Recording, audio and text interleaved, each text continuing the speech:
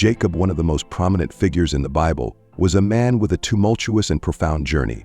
Born as the second son of Isaac and Rebekah, Jacob was destined for a great mission from the beginning. However, his life was not a path of perfection but a story of cunning choices, internal struggles, and transformation through the grace of God. Jacob was not only the one who grasped his brother Esau's heel at birth, but also the one who deceived him to claim the birthright and blessings from their father.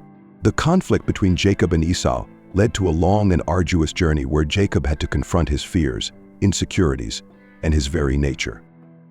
However, the most notable moment in Jacob's life was not his cunning actions but his wrestling with God beside the Jabbok River. This was not just a physical struggle but a symbol of internal conflict, persistence in faith, and a desire for blessings from God. At this place, Jacob was transformed from a calculating man into Israel, the patriarch of God's chosen people. Jacob's life is a story of change, from a deceiver to one governed by God, from fear to courage, and from scheming to absolute faith in God. Through his journey, we clearly see God's power in transforming individuals and fulfilling his redemptive plan. Jacob and Esau are pivotal figures in the history of Israel. Even before they were born, God had determined their destinies, revealing that the fate of the two brothers would impact not only their family, but also two great nations. Rebekah, Isaac's wife, struggled with infertility until God answered Isaac's prayer. Genesis 25:21. When Rebekah felt the children struggling within her, she inquired of the Lord, and he said, "Two nations are in your womb, two peoples from within you will be separated. One people will be stronger than the other, and the older will serve the younger." This prophecy not only determined the conflicted relationship between Jacob and Esau, but also pointed to the two nations that would descend from them, Esau as the ancestor of the Edomites and Jacob as the patriarch of the realm. Interestingly, the societal tradition of that time always regarded the firstborn as the one entitled to the birthright. But God reversed this order, demonstrating that his will is not bound by human rules or expectations. When the time for birth came, the differences between the two brothers were evident even at birth. Esau, born first, Esau was regarded as the firstborn. He was rugged, red-skinned, and hairy, reflecting his strong and wild nature. His name, meaning hairy, symbolized his physical traits. Jacob, born second, Jacob emerged holding Esau's heel, as if unwilling to be left behind. This act earned him the name Jacob, meaning heel grabber or deceiver, foreshadowing his cunning nature in the future. The birth of the two brothers was not just a family event but also a profound symbol, hinting at the rivalry that would define their relationship throughout their lives. The contrast between the two brothers. From childhood, Jacob and Esau displayed completely opposite personalities and preferences, not only in their lifestyles but also in how they were treated by their parents. Esau, a strong man skilled in hunting, Esau loved the outdoors. He embodied a wild spirit, living by instinct and showing little concern for spiritual or familial values. Isaac, their father, had a special affection for Esau because he enjoyed the game Esau brought back from his hunts. Jacob, in contrast, Jacob was a quiet man, preferring to stay at home and attend to family matters. He represented wisdom, calculation, and a focus on spiritual concerns. Rebekah, their mother, loved Jacob more, perhaps perceiving the qualities God had revealed in the prophecy, indicating that Jacob would inherit God's promise. The parental favoritism deepened the divide between the brothers, laying the foundation for significant future conflicts. Jacob takes Esau's birthright. Genesis 25:29-34. One of the most significant events in the relationship between Jacob and Esau was Jacob's acquisition of the birthright from Esau. This was not just a family moment but also a pivotal turning point in the story of salvation in the Bible. One day, Esau returned home exhausted from a day of hunting. He was famished to the point of desperation. Meanwhile, Jacob was cooking a fragrant pot of lentil stew. Recognizing the opportunity, Jacob proposed to trade Esau's birthright for a bowl of stew. Driven by hunger, Esau agreed, saying, "Look, I am about to die. What good is the birthright to me?" Esau swore an oath, giving up his birthright to Jacob in exchange for the stew. The Bible records that Esau despised his birthright. Genesis 25:34. For Esau, the birthright was merely a privilege of little importance, reflecting his carelessness and lack of understanding of its spiritual value. For Jacob, this event showcased his ambition and readiness to seize opportunities. Although Jacob's actions might seem cunning, they also reflected his deep belief in the value of God's promise. Jacob deceives Isaac to receive the blessing. Genesis 27:1-45. Isaac plans to bless Esau. As Isaac's life neared its end, his eyesight dimmed, and he felt the time had come to bestow his final blessing upon his eldest son. This blessing was a sacred ritual, signifying not only a father's approval, but also the confirmation of the primary heir, including the divine promises granted to Abraham's lineage. Isaac called Esau his favored son and said, "My son, I am now old and don't know the day of my death. Take your weapons, your quiver and bow, and go out to the field to hunt some game for me.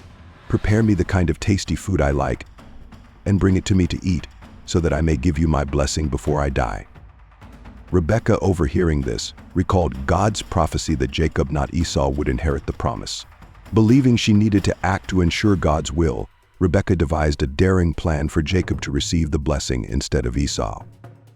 Rebekah instructed Jacob, "Listen, I overheard your father tell Esau to bring him game and prepare a meal so he may bless him. Now, my son, listen carefully and do what I tell you. Go to the flock and bring me 2 young goats so I can prepare some tasty food your father likes. Take it to your father to eat, so that he may bless you before Esau returns." Jacob expressed fear that his father would recognize the deception because he was not like Esau, particularly in appearance, as Esau's skin was hairy. If discovered, Jacob feared he would receive a curse instead of a blessing. Rebekah reassured him, "My son, let the curse fall on me. Just do what I say." Rebekah covered Jacob's hands and neck with goat skins to mimic Esau's hairy skin. She also dressed Jacob in Esau's clothes to ensure he smelled like his brother, who frequently hunted outdoors. Once everything was prepared, Jacob brought the meal to his father. Jacob receives the blessing. Following Rebekah's guidance, Jacob entered Isaac's room nervously. Isaac, suspicious of the person before him, asked a series of questions to confirm his identity. Isaac's suspicion. Upon hearing Jacob's voice, Isaac asked, "How did you find the game so quickly, my son?" Jacob lied, replying, "The Lord your God gave me success." Despite his doubts, Isaac asked to touch Jacob. Feeling the goat skin on Jacob's hands, Isaac said, "The voice is the voice of Jacob, but the hands are the hands of Esau." After eating the meal Jacob had brought and smelling Esau's clothes, Isaac was finally convinced and bestowed his blessing. "May God give you heaven's dew and earth's richness and abundance of grain and new wine. May nations serve you and peoples bow down to you. Be Lord over your brothers, and may the sons of your mother bow down to you. May those who curse you be cursed, and those who bless you be blessed." Esau's anguish. When Esau returned with his prepared meal and discovered that Jacob had deceived Isaac to receive the blessing, he was devastated. Esau cried out in anguish, "Bless me too, my father." But Isaac replied, "Your brother came deceitfully and took your blessing." Esau's desperate plea, Esau begged, "Do you have only one blessing, my father? Bless me too." But Isaac, though deeply pained, could not revoke the blessing. Esau's limited blessing. Isaac offered Esau a less favorable blessing. "Your dwelling will be away from the earth's richness, away from the dew of heaven above. You will live by the sword, and you will serve your brother. But when you grow restless, you will throw his yoke from off your neck." Esau's vow of revenge. Enraged and heartbroken, Esau vowed to kill Jacob once their father passed. "The days of mourning for my father are near. Then I will kill my brother Jacob." Recognizing the danger, Rebekah urged Jacob to flee to her brother Laban's house in Paddan Aram, saying, "Go at once to my brother Laban in Haran. Stay with him until your brother's fury subsides." Jacob fled, leaving his family and homeland, beginning a journey filled with uncertainty. Yet, it was during this time of vulnerability that God intervened powerfully to strengthen Jacob's faith. Jacob's journey and God's promise. Genesis 28:10-15, stopping at Luz. As the sun set, Jacob reached a place called Luz, a desolate and barren region. He took a stone to use as a pillow and lay down to rest for the night. The symbolic dream. In his dream, Jacob saw a ladder reaching from earth to heaven, with angels of God ascending and descending on it. At the top of the ladder, God appeared and spoke, "I am the Lord, the God of your father Abraham and the God of Isaac. I will give you and your descendants the land on which you are lying. Your descendants will be like the dust of the earth, and you will spread out to the west, to the east, to the north, and to the south. All peoples on earth will be blessed through you and your offspring. I am with you and will watch over you wherever you go, and I will bring you back to this land. I will not leave you until I have done what I have promised you." The meaning of the dream: the ladder connecting heaven and earth. The ladder symbolized the connection between heaven and earth, showing that God was not distant but actively intervening in human affairs through his angels. God's promise. This dream reaffirmed the covenant God made with Abraham and Isaac, now passed on to Jacob. God promised land, numerous descendants, protection, and a hopeful future. Encouragement for Jacob. For someone fleeing in fear and uncertainty, God's promise was a source of great comfort and hope, affirming that Jacob was not alone. God was with him and would protect him throughout his journey. Jacob's vow to God, Genesis 28:16-22.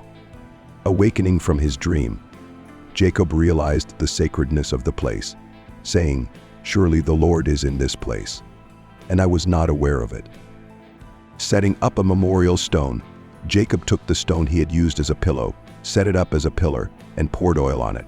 This act was both a marker of the holy encounter and an expression of worship and reverence. Jacob's vow, with gratitude and hope.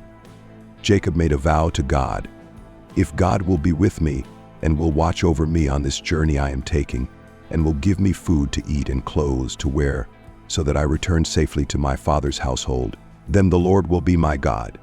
This stone that I have set up as a pillar will be God's house, and of all that you give me, I will give you a tenth." Initial faith. Jacob began to place his trust in God, though he had yet to fully understand the depth of the covenant. A tithe. Jacob committed to giving a tenth of everything he received from God, mirroring the precedent set by Abraham.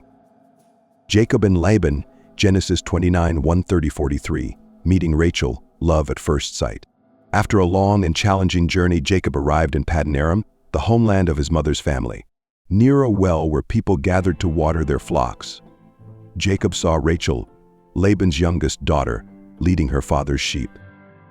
A fateful encounter. Captivated by Rachel's beauty and grace, Jacob immediately fell in love with her. He rolled the heavy stone from the well's mouth to water her flock, and then introduced himself as Laban's nephew. Warm reception. Rachel ran to inform her father, who welcomed Jacob warmly. After hearing Jacob's story, Laban invited him to stay and work for him. Working to marry Rachel. After a month, Laban offered to pay Jacob for his work. Instead of wages, Jacob proposed a bold agreement: "I will work for you 7 years in return for your younger daughter Rachel." Jacob's love for Rachel was so strong that the 7 years seemed like only a few days to him. Deception. The bitter trick. Genesis 29:21-30. When the 7 years were complete, Jacob asked Laban to fulfill his promise. Laban held a wedding feast, but during the night he tricked Jacob by giving him Leah, his elder daughter, instead of Rachel. The morning shock. The next morning, Jacob realized the deception and confronted Laban. "What is this you have done to me? I served you for Rachel, didn't I? Why have you deceived me?" Laban's explanation. Laban replied that it was customary in their culture to marry off the elder daughter first. He offered Jacob Rachel as well, provided Jacob agreed to work another 7 years. Marrying Rachel, Jacob agreed and married Rachel a week later, though he had to work an additional 7 years to fulfill the bargain. Life with Laban. Jacob remained with Laban for many more years, during which he experienced numerous challenges. A complex family. Jacob had children with Leah, Rachel, and their maidservants, Bilhah and Zilpah. The growing family was often fraught with tensions and rivalries. Wisdom and work. Despite Laban's attempts to exploit him, Jacob used his ingenuity to build a prosperous flock for himself. By employing clever breeding techniques, Jacob's herds flourished. Strained relations. Jacob's success aroused jealousy among Laban's sons, leading to increasing tension between Jacob and Laban's household. Jacob leaves Laban's house. Genesis 31:1-55. Jacob worked for Laban for 20 years, 14 years to pay for Leah and Rachel, and 6 years to build his own flocks. Although God blessed Jacob with increasing prosperity, his wealth and success caused jealousy within Laban's household, particularly among Laban's sons. The Bible records that Laban's sons said, "Jacob has taken everything our father owned and has gained all this wealth from what belonged to our father." Laban, too, no longer treated Jacob as he once had. Sensing the change in Laban's and his family's attitude, Jacob began to worry about his safety. God tells Jacob to return home. While Jacob was troubled, God appeared to him and said, "Go back to the land of your fathers and to your relatives, and I will be with you." This was a reminder that God was keeping his promise to Jacob from the dream at Bethel. Genesis 28:15. God not only protected Jacob during his time with Laban, but now called him to return home, where God's promises to Abraham, Isaac, and Jacob would be fulfilled. Jacob escapes Laban's house. Jacob consults his family. Jacob called Leah and Rachel out to the fields and explained the situation. He told them how their father no longer treated him well, but God had blessed and protected him. Jacob also shared that God had commanded him to return home. Rachel and Leah agreed with Jacob's decision, saying, "All the wealth that God took from our father belongs to us and our children. So do whatever God has told you." The escaped Jacob quickly gathered his family, servants, livestock, and possessions to leave without informing Laban. He chose the moment when Laban was busy shearing sheep to flee. Rachel steals the family idols before leaving. Rachel stole her father's household gods. The Bible does not clarify why she did this, but possible reasons include reverence for tradition, a desire for inheritance, or severing the family's connection to idolatry. 3 days after Jacob left, Laban learned of it and pursued him. After 7 days, Laban caught up with Jacob at Mount Gilead. God intervenes. While Laban was on his way, God appeared to him in a dream and warned, "Be careful not to say anything to Jacob, either good or bad." Laban confronts Jacob. When Laban met Jacob, he expressed anger, saying that he hadn't been given a chance to say goodbye to his daughters and grandchildren. Laban also accused Jacob of stealing his household gods. Jacob's response: Jacob explained that he left secretly out of fear that Laban would take his daughters back by force. Regarding the idols, Jacob was unaware that Rachel had taken them, so he challenged Laban to search for them. Rachel hides the idols. Laban searched everywhere but could not find the idols because Rachel had hidden them in a camel's saddle and sat on it. When Laban approached, Rachel said she could not stand because she was having her period, so Laban did not check thoroughly. Jacob's anger. After Laban failed to find the idols, Jacob became angry and rebuked Laban for treating him unfairly for 20 years. "I have been with you for 20 years, you changed my wages 10 times. If the God of my father, the God of Abraham and the fear of Isaac, had not been with me, you would surely have sent me away empty-handed." The peace covenant at Mizpah. Realizing he could not convince Jacob to return, Laban proposed a peace covenant to ensure neither side would harm the other. Jacob set up a stone pillar, and his family gathered stones to create a heap as a memorial. The two parties shared a meal there, naming the place Mizpah, meaning watchtower. Laban said, "May the Lord keep watch between you and me when we are away from each other. If you mistreat my daughters or take other wives, remember that God is a witness between you and me." After making the covenant, Laban kissed his grandchildren goodbye and returned home. Jacob continued his journey back to his homeland. Facing Esau. Fear of confronting the past. On his journey home after 20 years, Jacob faced his greatest fear, meeting Esau again.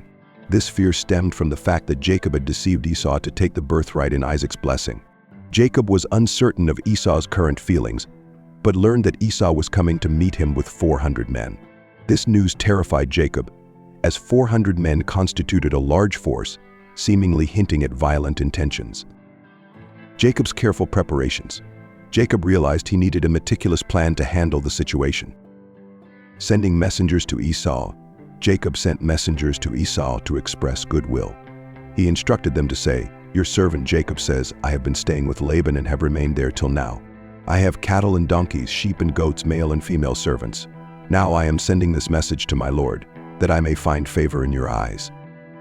Jacob referred to himself as Esau's servant, showing humility and a desire for reconciliation. When the messengers returned, they reported that Esau was coming with 400 men. Hearing this, Jacob became extremely fearful, believing Esau intended to attack. To minimize risk, Jacob divided his people, livestock, and possessions into 2 groups, thinking, if Esau comes and attacks one group, the other group may escape. Jacob's prayer, Genesis 32:9-12. Amid his crisis, Jacob turned to God in prayer.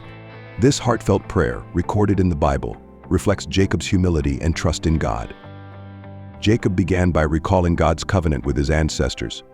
"O God of my father Abraham, God of my father Isaac, Lord, you who said to me, 'Go back to your country and your relatives, and I will make you prosper.'"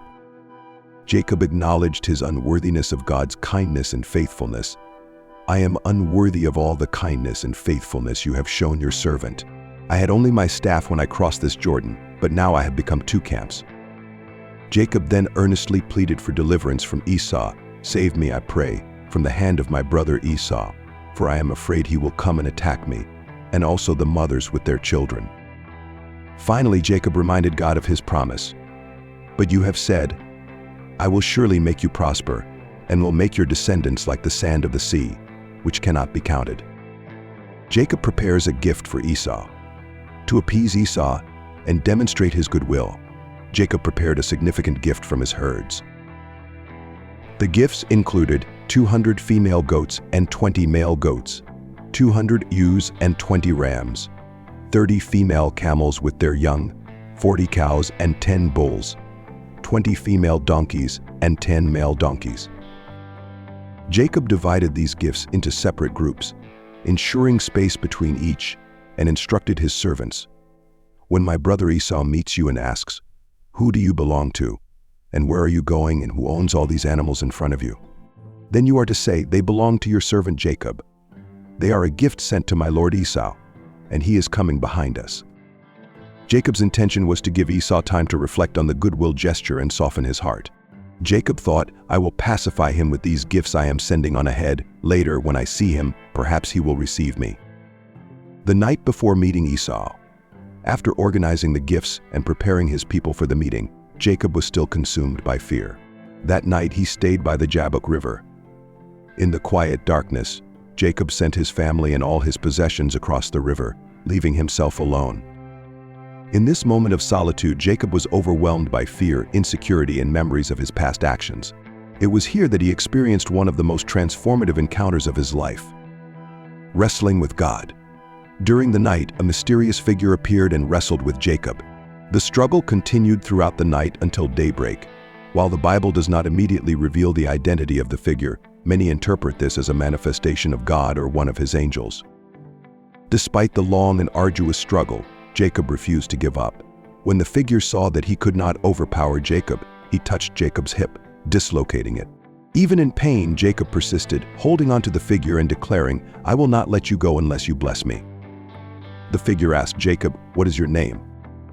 When Jacob answered, the figure said, "Your name will no longer be Jacob but Israel, because you have struggled with God and with humans and have overcome." Jacob, meaning heel grabber or deceiver, was changed to Israel, meaning he who struggles with God or God rules. This name change marked a spiritual transformation in Jacob's role in God's plan. Jacob asked the figure for his name, but the figure did not answer directly and instead blessed Jacob. Jacob realized he had encountered God and named the place Peniel, meaning face of God, saying, "It is because I saw God face to face, and yet my life was spared." The significance of the struggle: Jacob left Peniel limping because of his dislocated hip. This physical mark was more than an injury, it symbolized Jacob's dependence on God from that moment forward. A symbolic struggle, the wrestling was not merely physical but also an internal battle. Jacob had to confront his old self, his cunning, fear, and doubts. This struggle represented his transformation into a new man. Perseverance in faith: Jacob's determination not to let go until he received a blessing symbolizes persistence in faith and a deep desire for God's grace. God's transformation: the name change from Jacob to Israel signified God's ability to transform a person's character and destiny. Jacob became the patriarch of the nation of Israel, God's chosen people. Facing Esau with courage and blessing: the encounter with God prepared Jacob to meet Esau with newfound courage and trust. Instead of relying on his schemes, Jacob now leaned on God's blessing and guidance. Jacob's story teaches us to trust God when facing fear. Jacob entered the struggle full of fear but emerged with courage and God's blessing, ready to face Esau. Human weakness and God's power: Jacob's limp reminded him of his own limitations and the need to depend on God's strength. This transformative night at Peniel marked a turning point in Jacob's spiritual journey and solidified his role as the patriarch of a chosen nation.